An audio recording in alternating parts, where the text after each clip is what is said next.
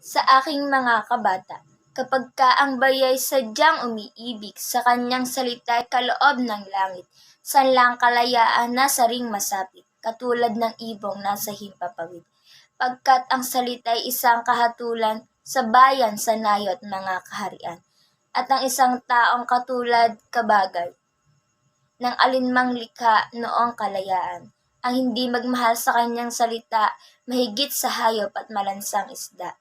Kaya ang marapat pagyamaning kusa, na tulad sa inang tunay na nagpala. Ang wikang Tagalog tulad din sa Latin, sa Ingles, Kastila at salitang anghel.